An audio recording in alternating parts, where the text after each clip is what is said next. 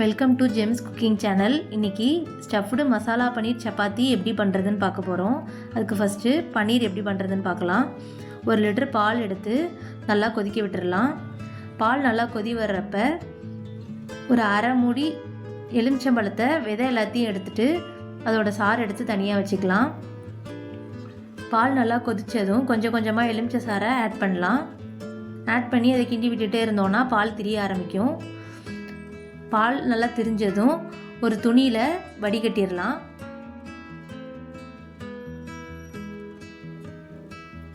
வடிகட்டிட்டு பன்னீரை நல்லா கட்டி வச்சிடலாம். இது ஒரு 2 மணி நேரத்துக்கு அப்படியே வச்சுட்டு அதுக்கப்புறம் எடுத்தோன்னா நல்லா பன்னீர் நல்லா திக்காக வந்திருக்கும். இப்போ ஒரு 4 ஸ்பூன் எடுத்து அதை நல்லா சின்ன சின்னதாக பீசஸ் ஆக்கி வச்சுக்கலாம். மசாலா எல்லாம் ஃப்ரெஷ்ஷாக அரைக்க போகிறோம். அதுக்கு எல்லா மசாலாவையும் தனித்தனியாக வறுத்து எடுத்துக்கலாம். ஃபஸ்ட்டு ஒரு வானலில் 1 டீஸ்பூன் சீரகம்,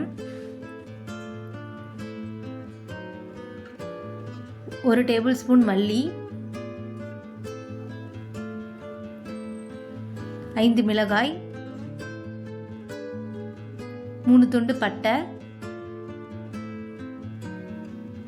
1 நட்சத்திர சோம்பு எல்லாத்தையும் நல்லா வறுத்துட்டு அதை எல்லாத்தையும் தனித்தனியாக எடுத்து நல்லா ஆற வச்சுட்டு ஒரு மிக்சர் ஜாரில் ஆட் பண்ணி நல்லா பவுடர் ஃபார்முக்கு ஆக்கி தனியாக எடுத்து வச்சுக்கலாம். இப்போ மசாலா பன்னீர் பண்ண ஒரு பேனில் 4 டேபிள் ஸ்பூன் கடலெண்ணெய், ஒரு பெரிய வெங்காயம் நல்லா பொன்னிறமாகிற அளவுக்கு வதக்கிட்டு 1 டேபிள் ஸ்பூன் இஞ்சி பூண்டு விழுது. இஞ்சி பூண்டு விழுதோட பச்சை வாசம் போனதுக்கப்புறம் ஒரு பெரிய தக்காளி எடுத்து நல்லா சின்ன சின்ன பீசஸாக கட் பண்ணி சேர்த்து நல்லா வதக்கிடலாம். அடுத்து 1 டீஸ்பூன் தனி மிளகாய்த்தூள், 1 டேபிள் ஸ்பூன் குழம்பு மிளகாய்த்தூள், நம்ம ஃப்ரெஷ்ஷாக அரைச்ச மசாலா 1 டேபிள் ஸ்பூன் எல்லாத்தையும் போட்டு நல்லா வதக்கிட்டு கொஞ்சமாக தண்ணி சேர்த்துக்கலாம். சேர்த்துட்டு தேவையான அளவு உப்பு போட்டு நல்லா கலந்து விட்டுடலாம். அடுத்து நம்ம ஃப்ரெஷ்ஷாக பண்ண பன்னீர் எடுத்து தூவி விட்டுடலாம். எல்லாத்தையும் மசாலாவோட நல்லா பைண்ட் ஆகிற மாதிரி கலந்து விட்டுட்டு பொடியாக நறுக்குன மல்லி இலையை போட்டு இறக்கிடலாம். அடுத்து சப்பாத்தி பண்ணிடலாம். அதுக்கு 2 கப் கோதுமை மாவு எடுத்து ஆட் பண்ணிவிட்டு தேவையான அளவு உப்பு சேர்த்துட்டு கொஞ்சம் கொஞ்சமாக தண்ணி சேர்த்து பிசைஞ்சிடலாம். நல்லா மாவு பிசைஞ்சிட்டு 1 டேபிள் ஸ்பூன் நல்லெண்ணெய் சேர்த்து பிசைஞ்சால் நல்லா சப்பாத்தி சாஃப்டாக வரும்.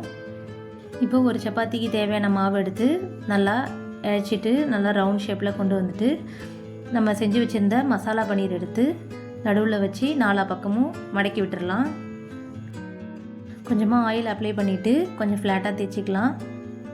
தேய்ச்சிட்டு இப்போ கல் நல்லா சூடானதுக்கப்புறம் கொஞ்சமாக ஆயில் அப்ளை பண்ணிவிட்டு நம்ம இழைச்சி வச்சுருந்த சப்பாத்தி எடுத்து போட்டு நல்லா 2 பக்கமும் வேக வச்சு எடுத்துக்கலாம். சுவையான ஸ்டஃப்டு மசாலா பன்னீர் சப்பாத்தி ரெடி. மசாலா பன்னீர் சப்பாத்தியை தயிர் பச்சடியோடு தொட்டு சாப்பிட்டா நல்லா டேஸ்ட்டு சூப்பராக இருக்கும்.